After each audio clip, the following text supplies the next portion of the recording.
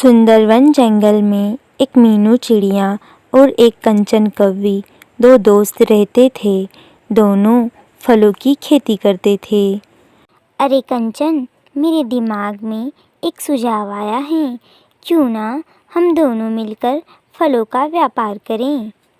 हाँ मीनू, हम दोनों खूब मेहनत करेंगे और अपने फलों का व्यापार करेंगे।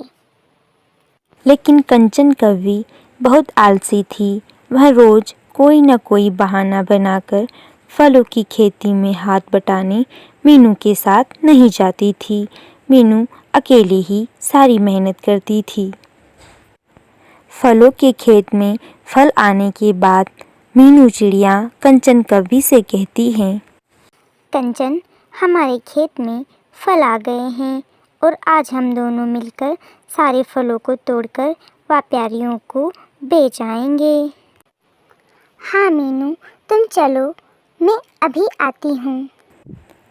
मीनू चिड़िया फिर अकेले ही सारे फलों को तोड़कर बेचने के लिए तैयार कर देती हैं। तभी वहाँ कंचन कौवी आ जाती हैं। अरे मीनू, मैं आ ही रही थी, पर तुमने तो मेरे आने से पहले ही सारे फल तोड़ लिए। और कोई बात नहीं, अब तुम आराम करो। इतना सारा काम करके तुम थक गई होगी। मैं ये सारे फल ले जाकर बाजार में बेच आऊँगी। कंचन कौवी सारे फल बाजार जाके बेच आती हैं और जो भी पैसे आते हैं उसमें से कुछ पैसे अलग निकाल लेती हैं। बाकी पैसे मीनू चिड़िया को लाकर दे देती हैं।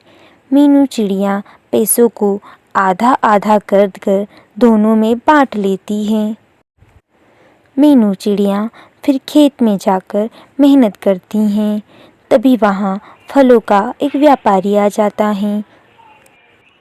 अरे मीनू चिड़िया, तुम्हें पता है क्या, इस बार तुम्हें फलों में बहुत मुनाफा हुआ था, लेकिन कंचन कौवी ने तुम्हें पूरा मुनाफा नहीं बताया।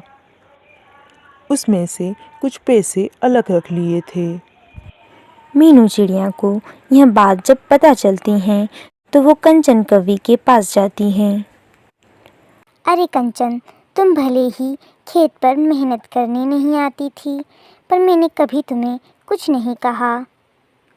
पर तुम इस तरह से बेईमानी करोगी ये मैंने कभी नहीं सोचा था। मैं अब तुम्हारे साथ कोई फलों का व्यापार नहीं करूँगी।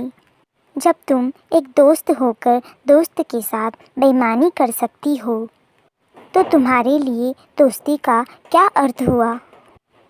अब मीनू चिड़िया अपना खुद का अकेले ही व्यापार चलाती है।